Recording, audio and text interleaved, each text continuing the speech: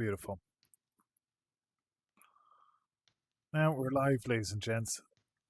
Oh, oh, there's Bob, and there's another Bob up there trying to drive the car. We've got two Bobs. One of them's driving the car.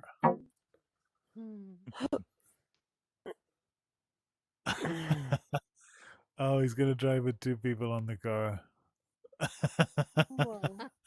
Oh no.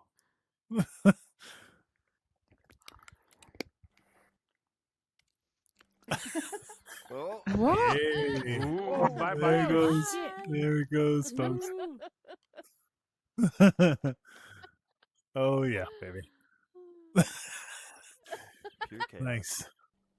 Okay, gotta keep your hands and legs inside the vehicle at all times, or that happens. Wear your seatbelt. Was definitely. Oh god. Yeah.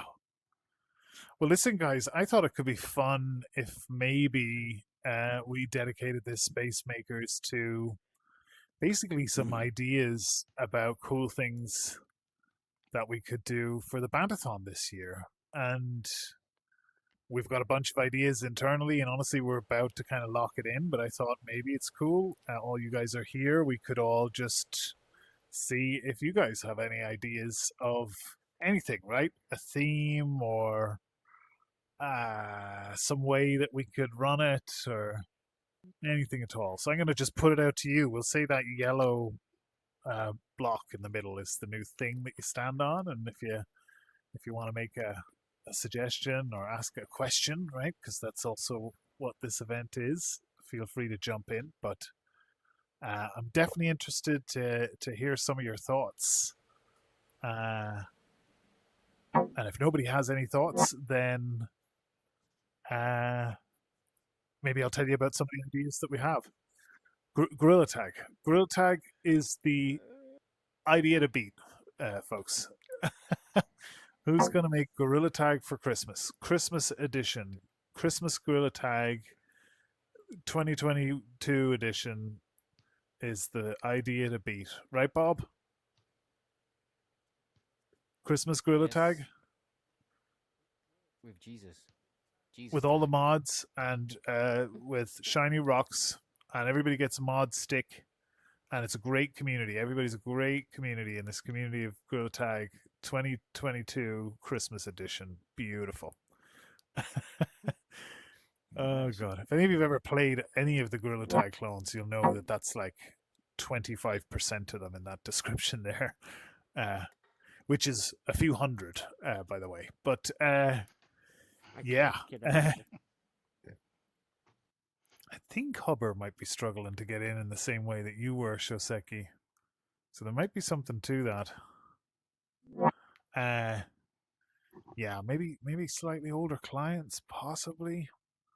There is some new stuff going on in this space that wasn't available before, but is now. Stuff like the new car stuff and the new car smell, particularly, right? That's there now, wasn't there before. But yeah, nobody has any thoughts, any ideas of cool ways, things we could incorporate or do this year when it comes to the Bantathon? Anybody want to take the stand, yellow stand right up there in front? Feel free. Don't be shy, folks. Come on now. Come on. Come on. Let's go. Jump on up there and tell us a little story about yourself and whatever or something. The Bantathon, We can do it. the map making competition. What's that? Yes, basically, right? It's like a Christmas hackathon we have every year. Usually involves prizes. I think the theme should be like maps that are games or interactable. Because like that's a Ooh. big thing Banter's missing right now. Is like there's some cool maps, but there's nothing to do. Okay, now that's the idea to beat, folks. Gaming. Building out actual interactive gamified experiences. That being potentially the theme, right? That's spoiler alert, that's one of the ideas we had internally that we were pretty excited about. Yeah, I mean, I'll tell you what. I'll tell you about some of the ideas that we've been throwing around internally and have been working on. Myself and Aline actually have been working on some stuff today, which is kind of cool. basically that's it, right? What we wanted to do was to try to come up with maybe a couple of templates of some quick and easy gamified things that you'd be able to take and roll with, right? And we were going to bundle all of this together as a few samples with the SDK. Some of you might have heard me talk about these at some point already, but the idea would be you'd have like, okay, here's a selection of guns. Each one of them is perfectly aligned with the hand when you pick them up. They've got full firing systems and they're synchronized or something, right? And it's all just in there built in, right? And here's a space where you can go in and there's 3 or 4 cars and people can jump in and drive them around or do some crazy stuff like that. And I don't know, I'll see if Aline wants to tell you about the thing that she's been working on for the last couple of hours, maybe, or I don't know. Do you want to hope? Yep, no, that's a surprise. Yeah, I mean, RC stuff, right? So maybe I'll tell you about what I was working on today, right? I don't mind sharing a little bit.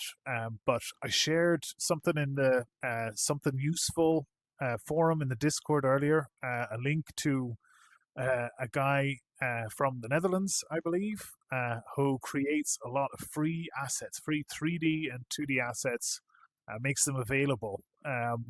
What's great about them is that he makes them available under a certain really permissive license. It's called the CC0 license, and it means that you can take them and you can use them, and there's nothing required really from you. Creative No Commons. credits. Creative Commons 0, yeah, 0 part of it there being the important bit. Means you can do with them whatever you want. You don't have to credit the original creator, right? That's basically what it means in essence.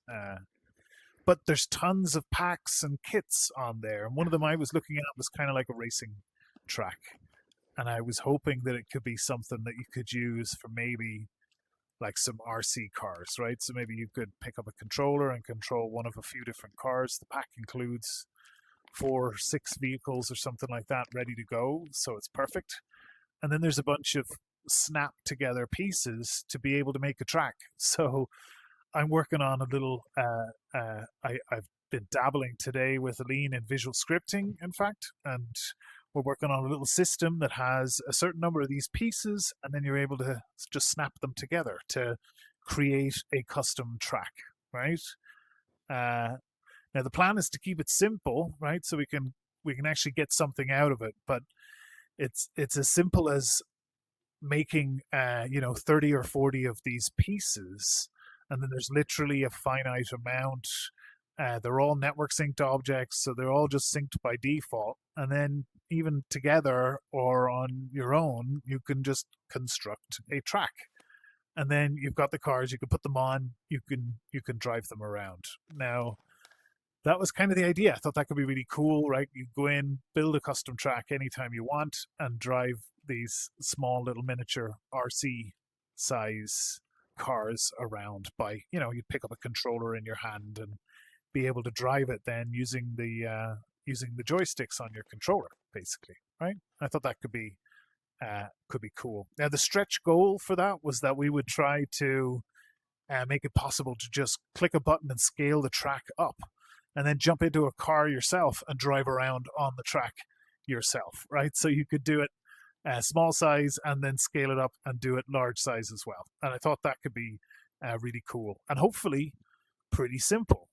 So far, we've managed to pull off the snap system to make them all kind of snap together. We've got a prototype of that working along with that.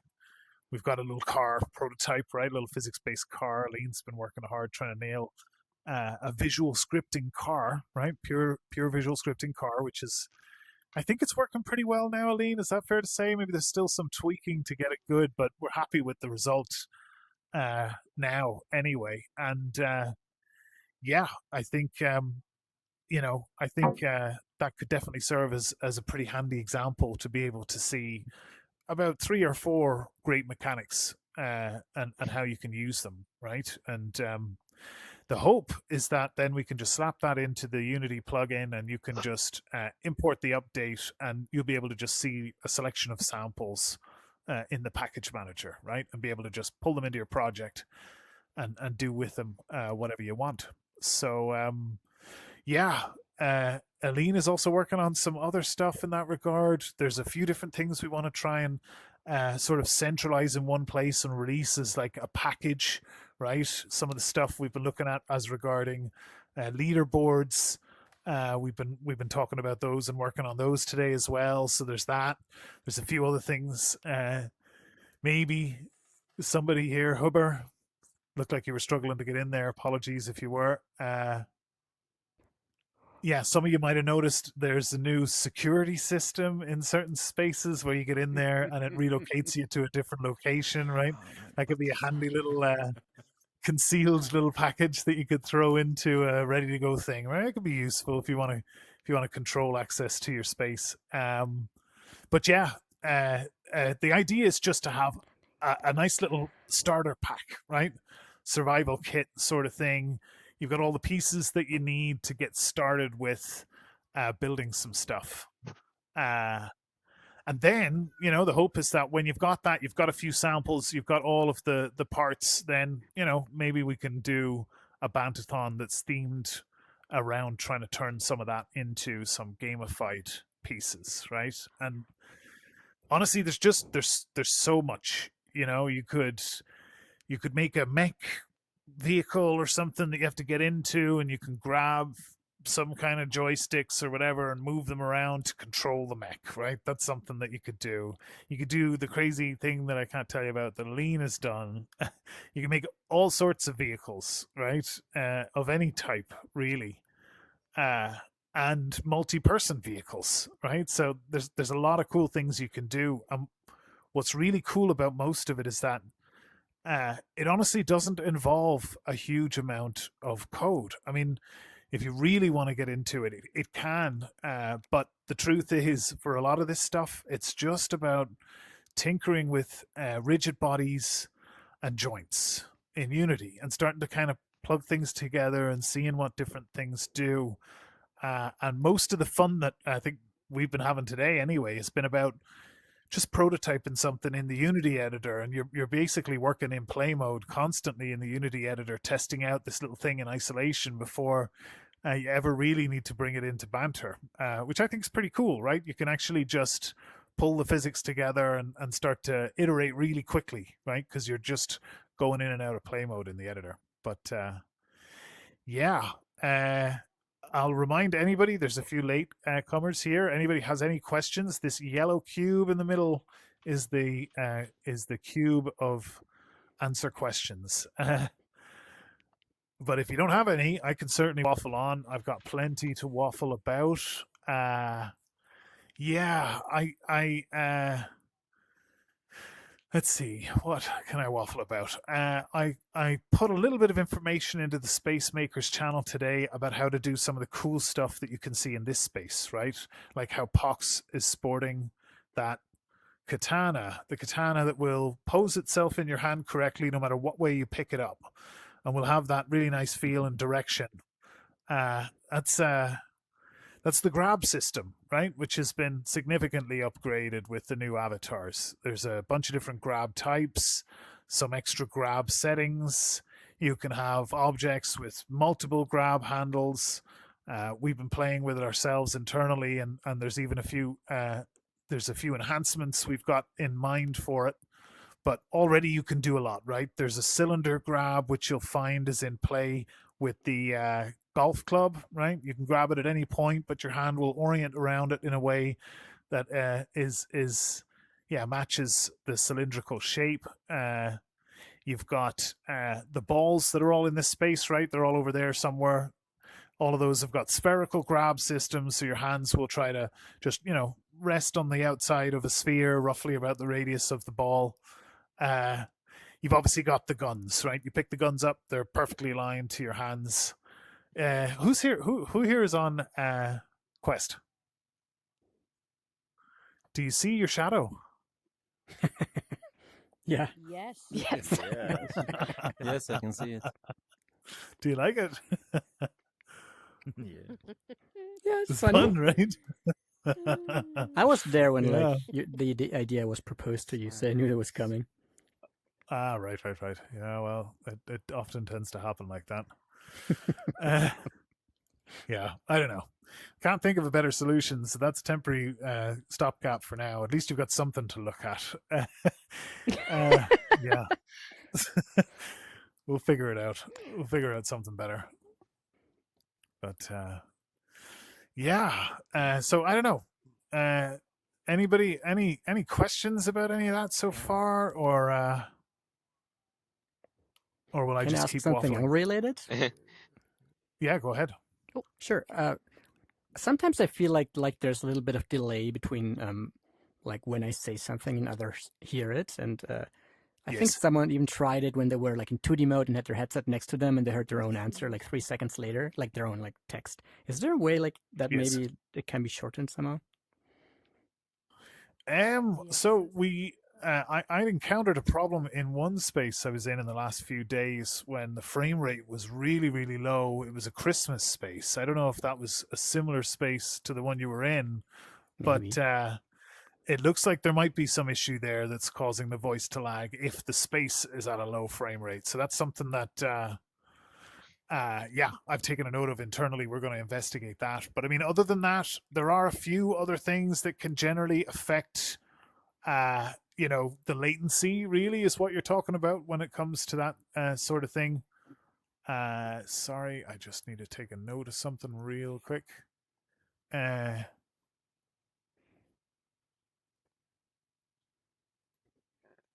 Sorry. Okay. But yeah, basically, you've got one person on one end and their round trip from them to the server and back, another person on another end, their round trip and back, and you're relaying messages. That's how our networking system works. It's a centralized system with a server where all of our data is streamed through that all at once and then back on to everybody else, right? It's a really server heavy solution where we take the brunt of all of that load server side, so clients have less to worry about. But yeah, for sure, the system you're all using right now has been fully custom built internally by us, right? A full replacement for the third party systems that we've used in the past. So there's definitely every reason why we could have introduced weirdness when we've done that. And I think maybe the thing I observed in that Christmas world where people's voices actually seem to get even in some cases delayed by maybe up to 5 to 7 seconds. I noticed, so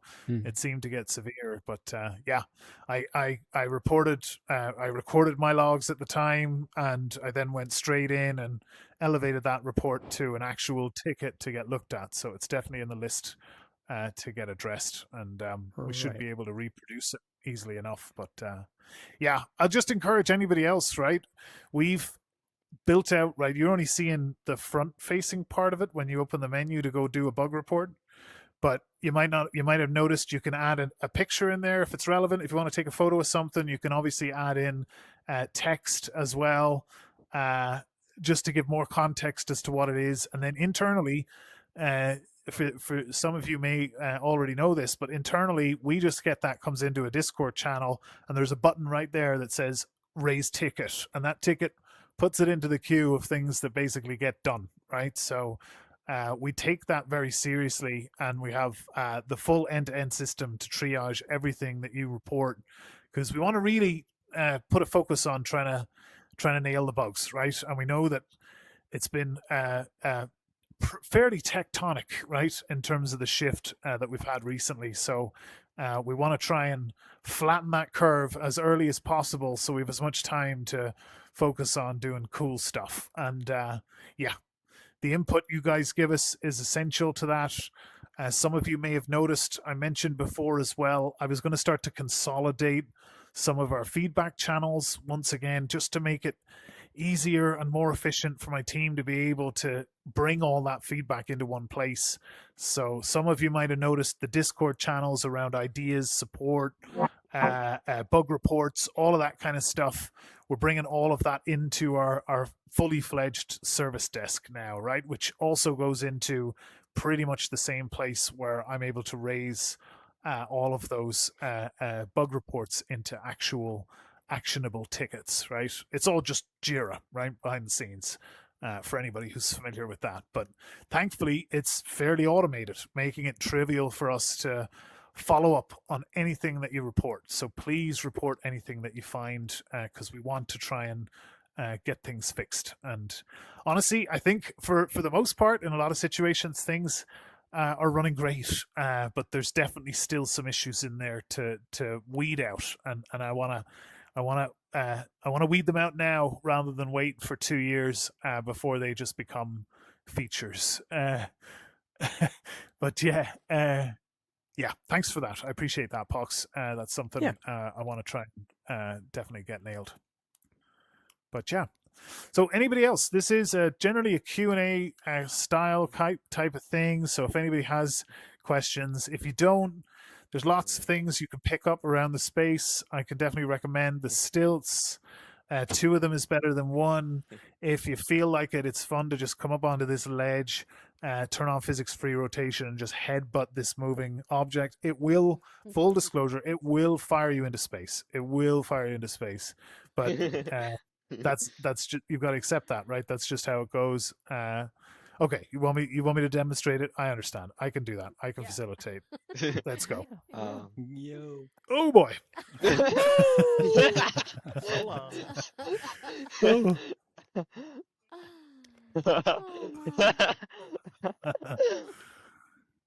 Oh god. Oh, I need to give that a go. Oh. Failure. Yeah, So I have a question. there you go.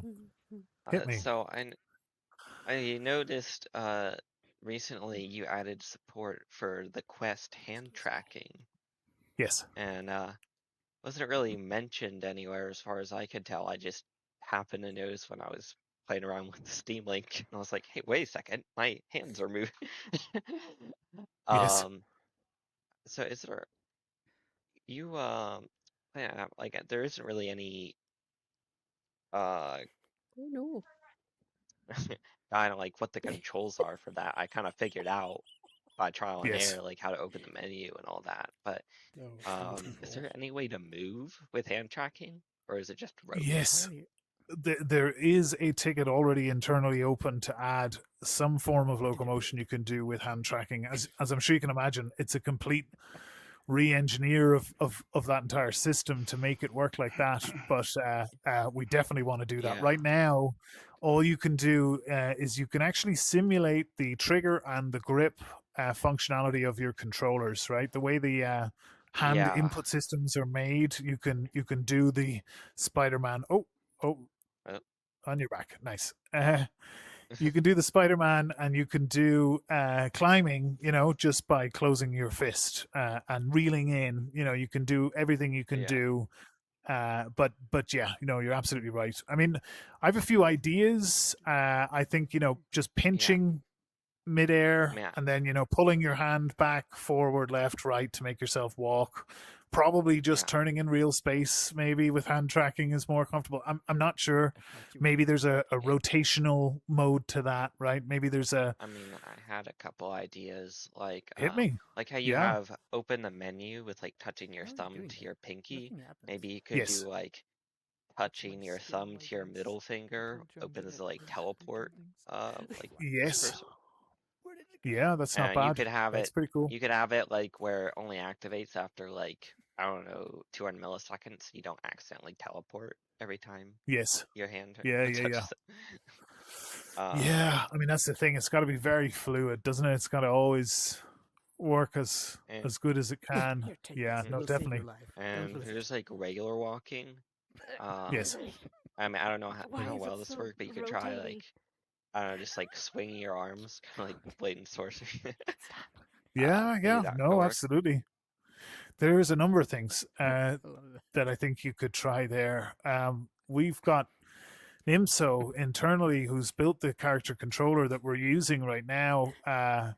He's got some crazy ideas. He's got some stuff where you move your feet, and he's able to make your feet controlled by your hands. So you can lift your feet with your hands, and then he's able to you're able to physics walk yourself around like that, right? By pulling yourself almost with your hands, and it's just crazy, pretty crazy funny. stuff. Yeah, crazy stuff. But Oh, yeah, I did in the past. I had a very simple, very basic game that I whipped together in a week. That was It's called Blanket Works, right? It's on SideQuest, and you could just make a blanket fort. But it had full hand tracking support. It was one of the things I was kind of testing out as part of it, and it was the Spider-Man gesture, right? I was using a popular gesture recognition, but it was Oh that sort yeah, of I your pinky and thought your about thumb that out. when I was playing around with the Yeah. hand tracking. Yeah, well, it should work, right? Almost, because I think you can like put out your pinky and then pull Yeah. down the trigger, but still stick out your thumb. So you can kind of do that hand gesture. Because I'll be honest, we tried it when we had it fairly early on. That was one of the things we tried with it to see if you could. The one hand gesture though that you can only do with the Quest hand tracking that you couldn't do with like an index controller. The Vulcan salute.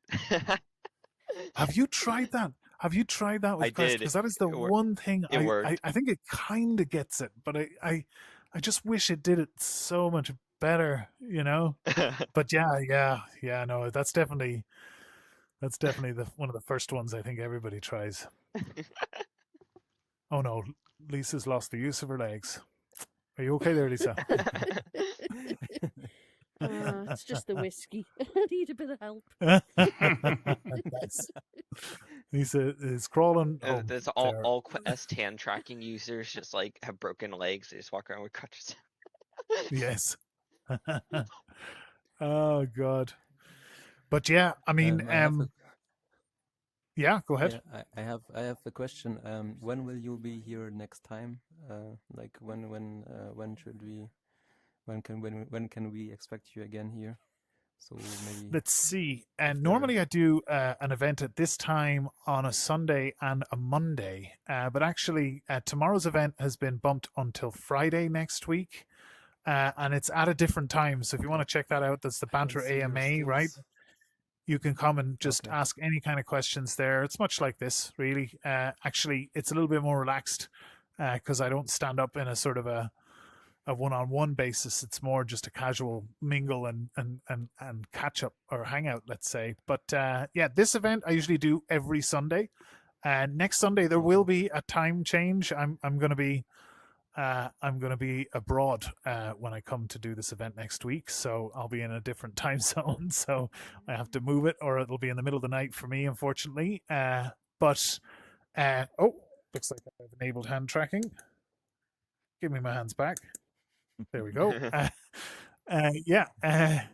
But yeah, so I mean, every week usually there'll be 2 events, right, that I'll at least do, which are similar to this, that you can ask any sort of questions at.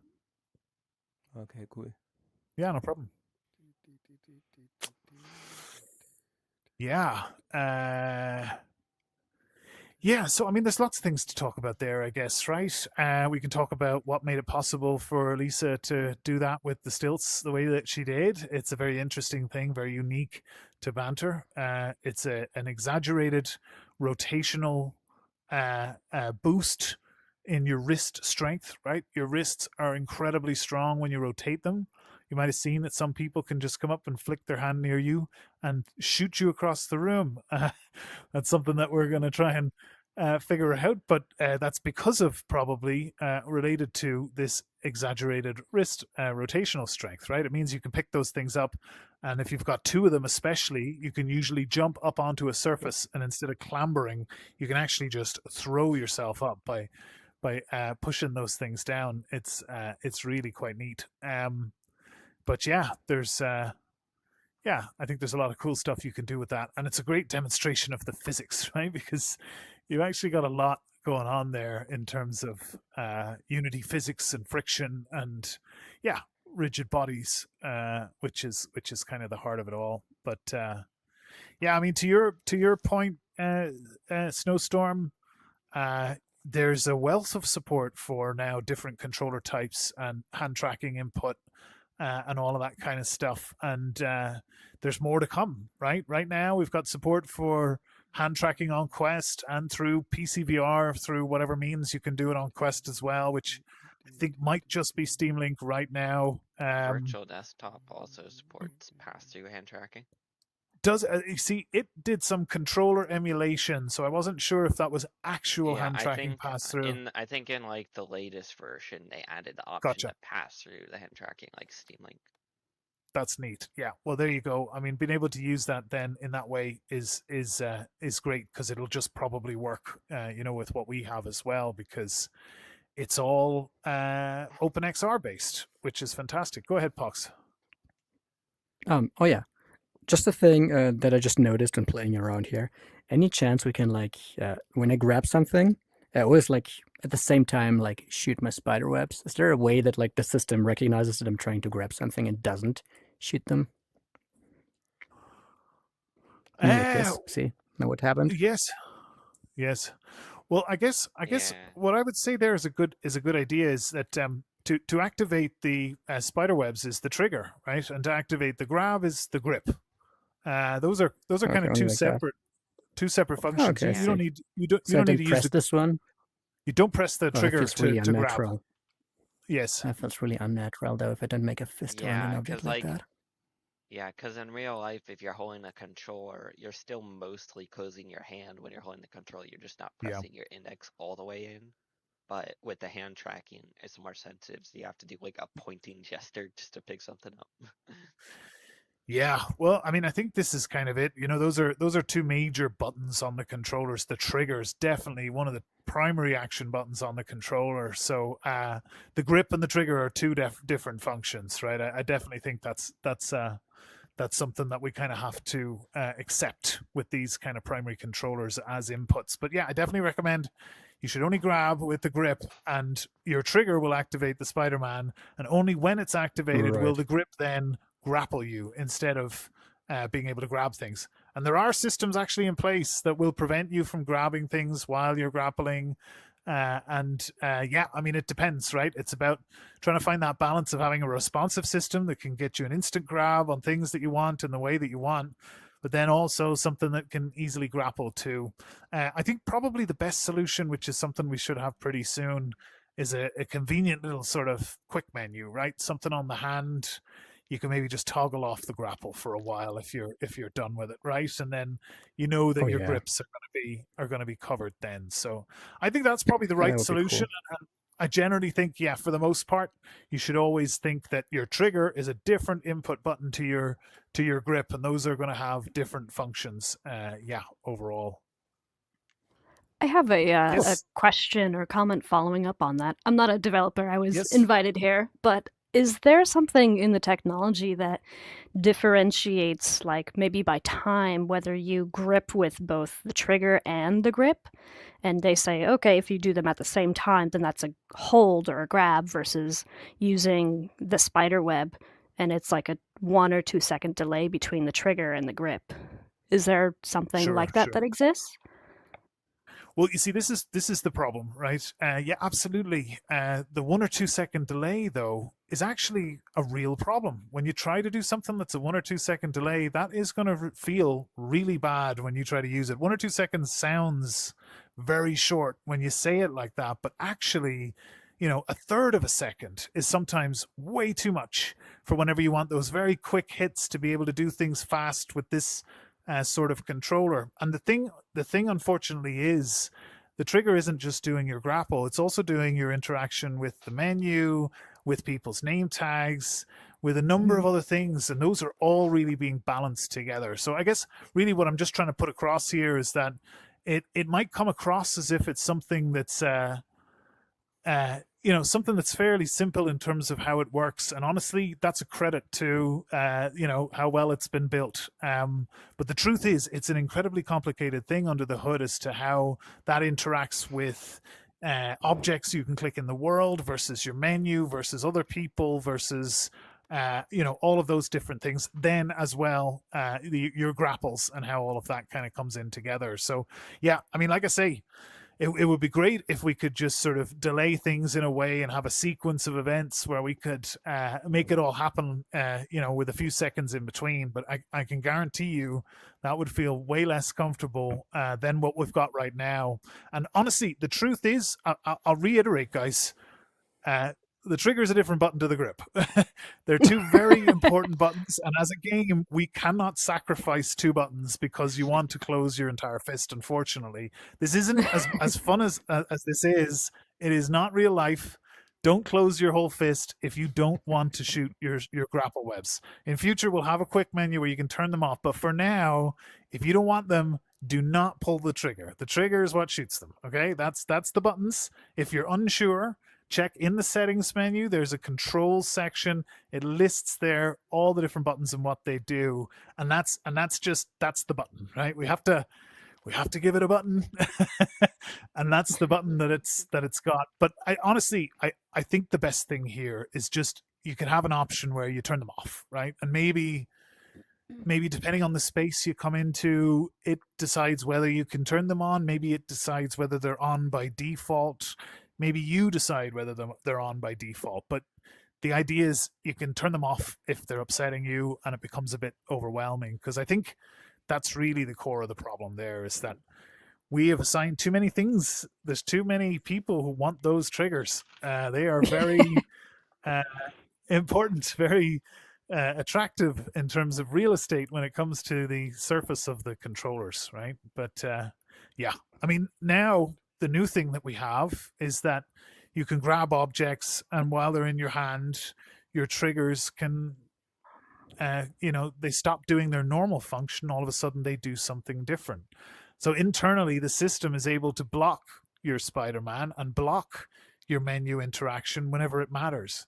Like Aline was working on, for instance, a car today, and the joystick on one hand was the steering, and on the other hand it was the trigger for the acceleration, right? Or the trigger on the other hand for the deceleration. So then you've got now another thing, or a whole plethora of dynamic functionality that can be applied to your trigger. And yeah, as much as I kind of feel like you guys should definitely treat the trigger like a trigger, right? Like a gun trigger. I'm hoping that world creators will also want you to treat it like a gun trigger too, because we've put a lot of work in there to make that gun trigger work. Honestly, I could talk a little bit more about the trigger.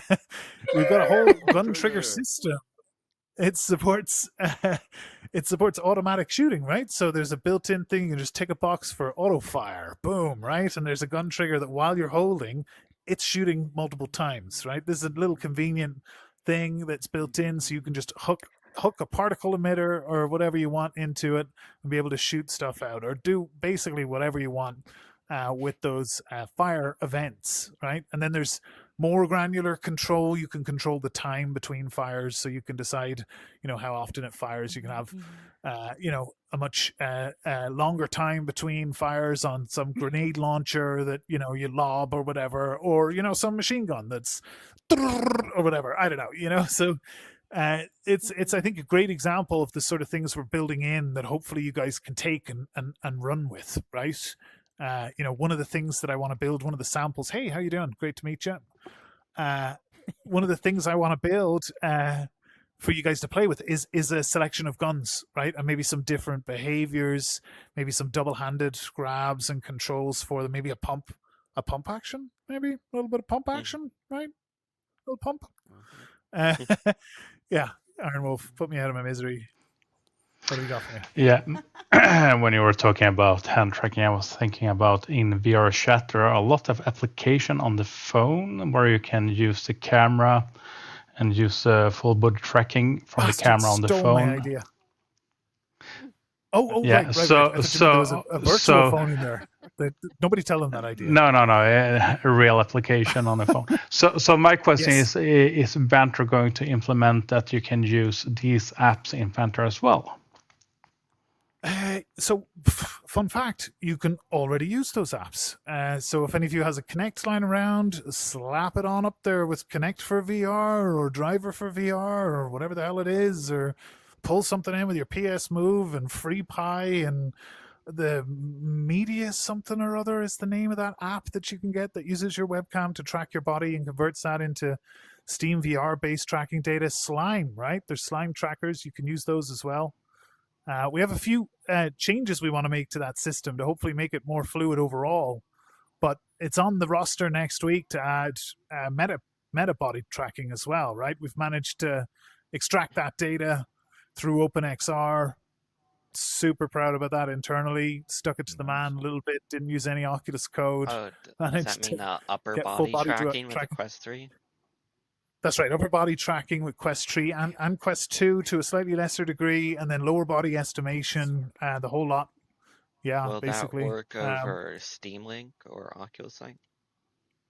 That's a good question. I think you can use that with Virtual Desktop currently. I don't know if Steam Link transmits any kind of data over the wire like that. And it has to come from Steam Link, right? Because you're not running Banter on the headset, then you're running Steam, and you're running Banter on your PC. When the Bone Lab developers are talking about adding upper body tracking to Bone Lab, and I think they said it would work on PC too, as long as you're in Quest 3. So I don't know how they're doing that. Yeah, I'm not sure. There's a chance it could work with Link, maybe, as opposed to Steam Link, right? Oculus Link or Meta Link or whatever you want to call it, Quest Link. It could work with that. If it does, the likelihood is that it will work with Banter as well. Because what we've done is we've taken a really it hasn't been the easiest approach, but it's been worth it. But we've been really strict with what we've built internally, and everything adheres to open standards. And it means that we have this great benefit that a lot of the stuff we've got support for now just works across multiple platforms without us having to work really hard to make that the case. And it actually means there's future stuff that will just add support in here that doesn't even exist yet, potentially, right? And that's great. Like, for instance, I think here's a kind of a world's first, I guess, right? But I think Banter is the only app on the Quest Store that's built with Unity that uses exactly the same APK on the Pico device, completely unmodified. We don't have separate builds for those two headsets. And within that, there's a scope of not just VR works, but hand tracking works, right? There's a potential future where Pico-based body tracking can also work too. And that's because of this open standard, thankfully, right? Because of OpenXR, something that's been in the works for quite a while. It's taken quite a while, but yeah, the idea behind it is that things become a lot easier to be able to support. But interestingly enough, the solution that made it possible for us to create that one-size-fits-all build for Banter, made by one of the guys in our team, is going to be released pretty soon, right? We're planning to make that available to other developers so they can also have what we have, which is a little bit of an easier time supporting multiple devices. And we've basically been testing this ourselves internally, dog fooding with it ourselves internally to try and make sure that it works, right? And it's been in the new update now for quite a while. And thankfully, things are pretty stable. So we're going to be pretty excited to share our findings with other developers and hopefully make it just that little bit easier to be able to say, okay, I can support Pico as well. I can support this other headset as well, because it doesn't take any extra work, and therefore the risk is minimalized. And honestly, for most developers, their daily lives are about trying to maximize the potential and minimize the risk. And honestly, it's an ever-growing vicious environment for them to exist in. So anything that can help, we're always eager to do that, obviously, at SideQuest. But yeah, so there's that. But yeah, I mean, support for index, full skeletal finger tracking, right? Just comes straight in through OpenXR as hand tracking. Controllers obviously are registered on all devices.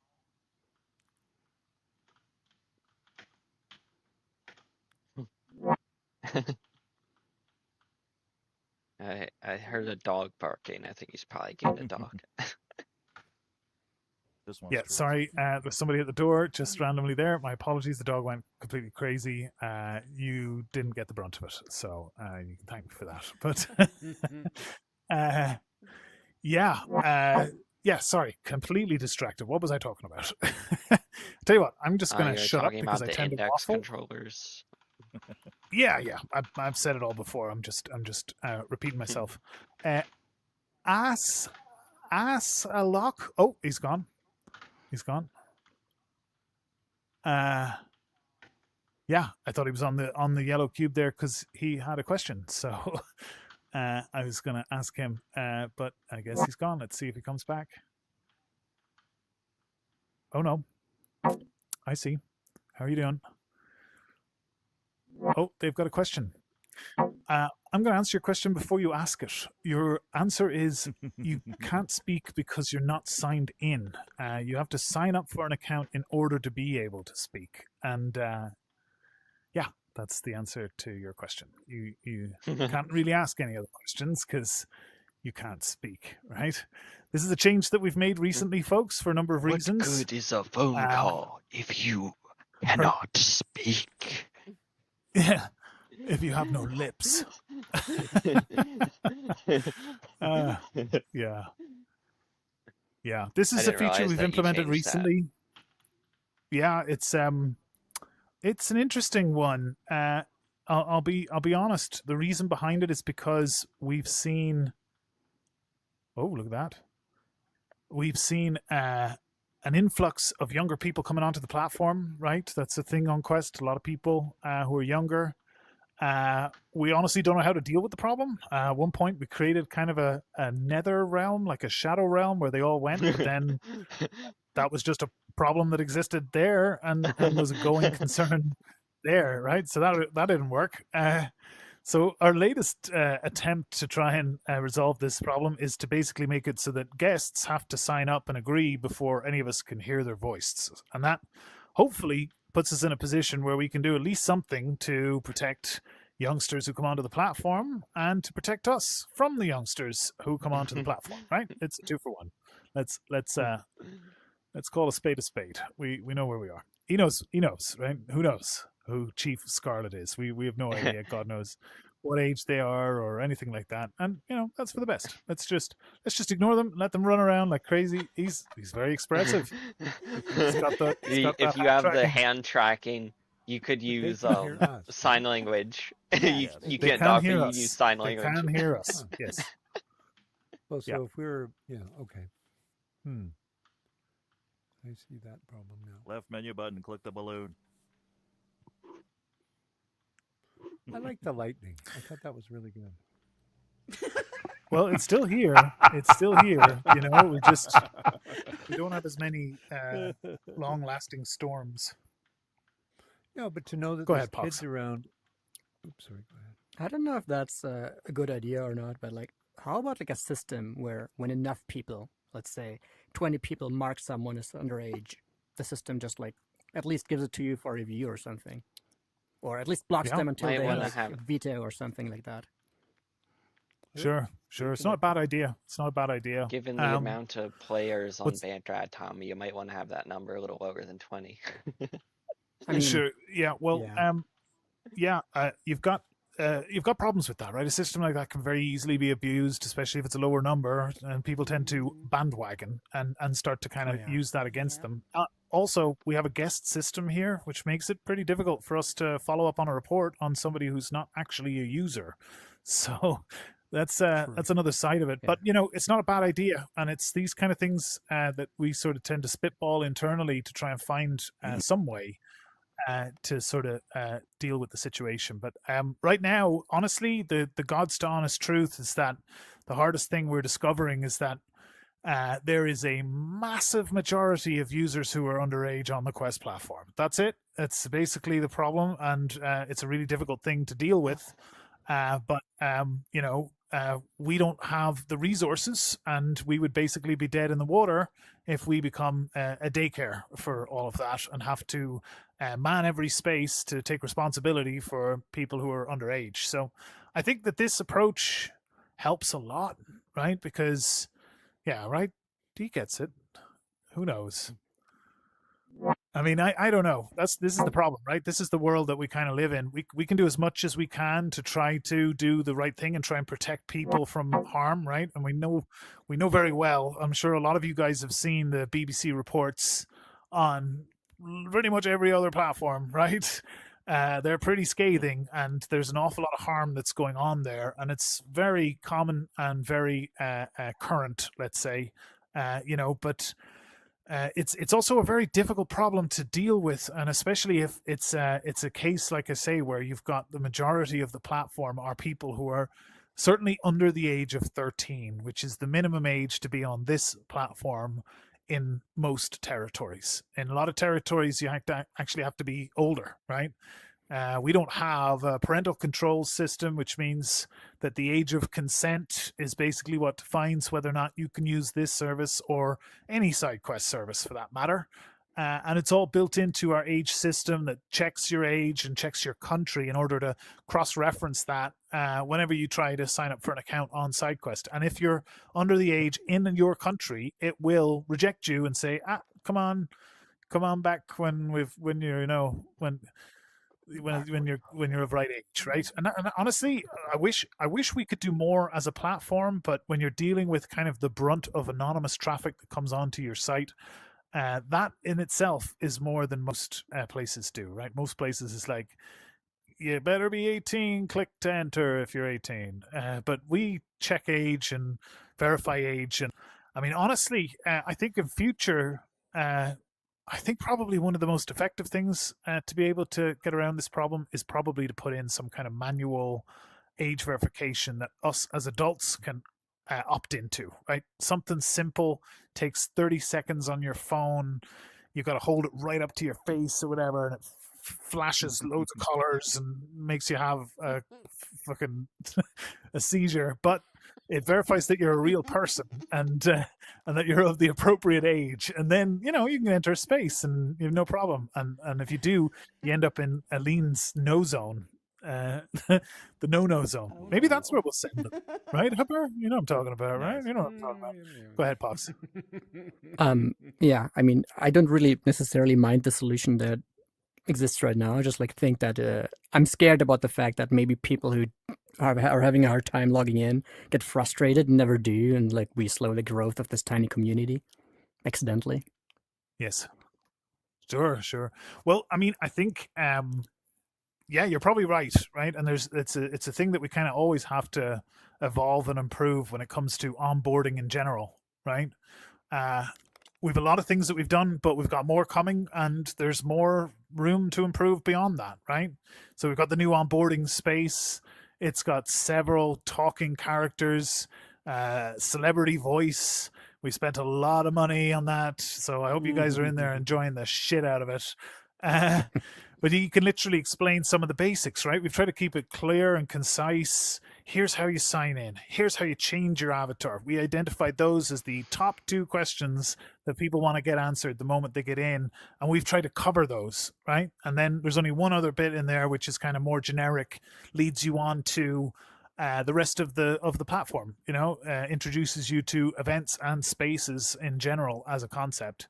But the new bits that are going to be here very soon is that there's a new onboarding space, a new space in the same theme as the onboarding space, but much larger, and will contain a lot more information. And what we're going to do is run regular events, regular 101 events, right? If anybody remembers those, that's basically what we're talking about. So things that new people can see on the event calendar, they can be interested in and get notified of, and go to these events to be able to just ask a human some questions, talk to other people who are new, or the hope is you can even go there when there's not an event running, and you can just access information like recorded avatars, videos, presentations, a few different things that show you everything, right? More than just the basics getting started, but pretty much Maybe you could, the works.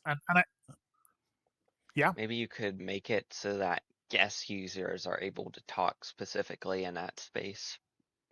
Yeah, exactly what I was thinking as well. Honestly, that's probably not going to happen.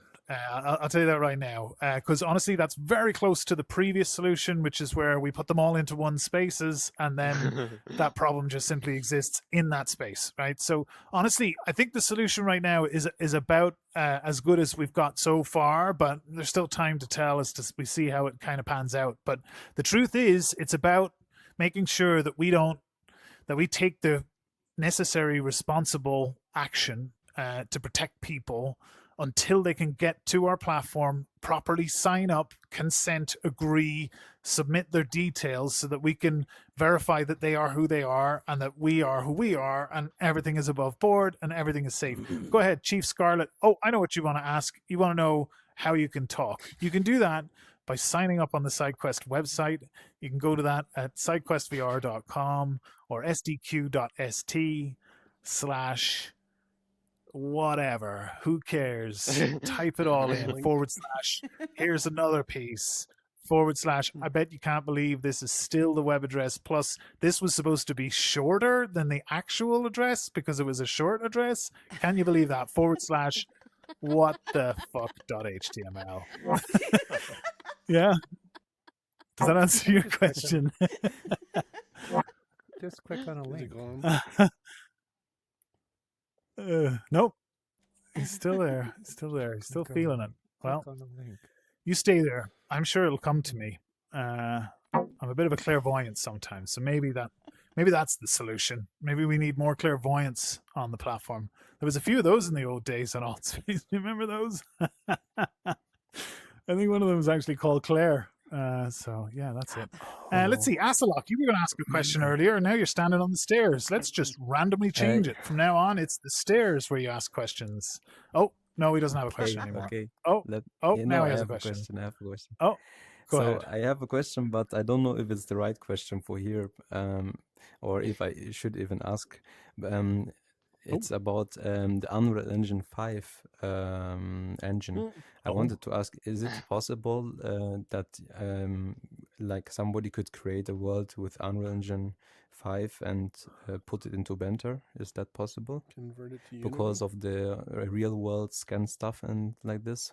I thought like that would Yes. be like a crazy idea, Quixel. like a real world there's a environment, sword in his and then head to now? bring them into VR. Yes. I mean, it's interesting. I would say, is it possible? Yeah. I mean, anything's possible if you're determined enough. Is it realistic? Probably not. You kind of have to make a choice as a game developer. Are you going to use an engine? What engine are you going to use?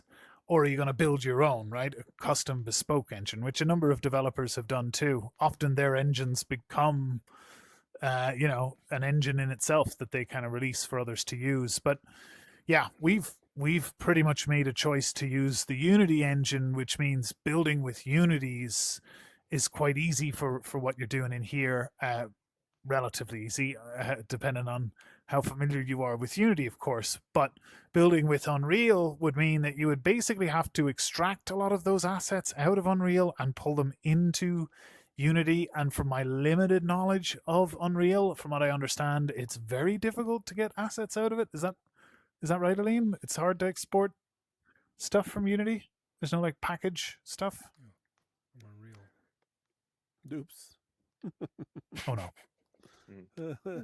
Yeah, I was actually looking into broker. recently Resonite, which Yes. the VR game, and they have their Yes. own game engine they made, and that game was insane. The stuff that you can do in there. Yes. It's interesting. So Resonite, which is built by one of the same creators as Neos VR.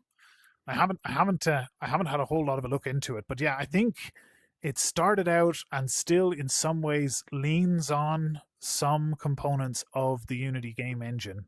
But yeah, indeed, there's a lot of surfaced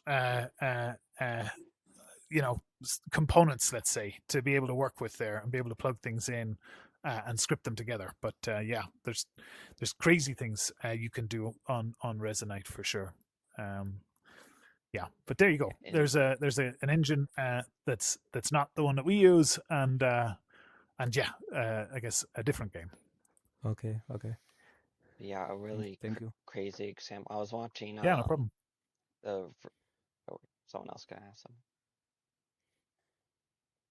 Anyway, I was watching. Don't think so. It's called the Virtual Reality Show. They made a video on Resonite, and one of the examples they showed was when they were trying to set up their avatar, and they literally dragged the 3D model into the game where it's in virtual reality, and had Yes. the other players around them helping them rig their avatar and set it up in the virtual space, Yes. and then set it as their avatar. It was really crazy. Yeah, I seen that video too. It's interesting, right? I think one of the sort of key points that they highlight is that in a lot of ways it's trying to solve or is solving a number of different things all at once. Hey, are you okay there? You having a bit of trouble? Oh no. That's one of my broke. Got booted. Oh, is it? Yeah, It's one of my scaled. broke Looks like avatars. it Yeah. It gotcha. needs to be applied. Gotcha. Right. Gotcha. Yes. Yeah. So I mean, yeah, Resonite or even Neos before it, it's kind of like Blender in a game and Photoshop in a game and Unity in a game, all kind of bundled in one thing together. So yeah, it's definitely interesting. The creator who made that game, he made one of the first things that I ever tried in VR. It was a game called Sightline the Chair, right? Which is where you just it's very simple. You just sat on a chair, and every time you turned around and you looked back, the world changed a little bit. And it kept doing this so much that it recycled its way through like 7 entire different versions of the space, right? And it was crazy. It was kind of a bit dark. I think the theme of it was like the 7 deadly sins or something. I don't know, something weird. But basically, that's what happened. Oh, looks like the person on the floor now has a sword. Everybody run! I just see a floating sword flying around. Yes. I believe it's this character that has it. But this is a broken avatar. Poltergeist. Yes. I'm out of time. Wow. That flew in. Interesting. Well, I guess there we go, folks. We have run out of time. So yeah. Normally I would have had AMA tomorrow, but that's been postponed to Friday. So come and check that out on Friday. It's going to be a different time, a little bit later than it is usually. Friday. Oh no, Triffids just disappeared, guys. Oh no! Whatever you do, don't turn on gravity tilting and click one of those green cubes over there, because you will go sideways. And what happens when you fall out of the world when you're sideways? Honestly, it's just crazy. Yeah. Yeah. Also, Space Makers next week will be at a different time entirely as well. I'm not sure exactly. Might be on the other side of the after show of the Banter Late Show, much later than it is now. Geez. So yeah, I hope some of you might make it to that, but we'll see. Yeah, I'll be there. I might be in 2D mode, but I'll be there, and Gooch will be there in some form, maybe. But yeah, in the meantime, I'm going to jump out. Thank you all for coming. I appreciate the questions. Thank you so much for come to see us. And yeah, stay tuned. There's a bunch of events. You've got NeuroChat coming up. You've got game night. You've got the late show and the after party, right? Snap and sneak if you're snap and seek if you're still hanging about. Yeah, obviously a great lineup. And yeah. And for any of the rest of you, stay tuned on the games front, right? Because we're going to have this game soon where you spawn in and then you shoot off into the sky. It's great fun when you see. And let's see. Can I do it? Can I do a cool version exit? of Kerbal Space Program. Thanks. See you later. Oh, fuck. God damn. Did you get that on video? Did we get that on video? Oh my god. Failed. That was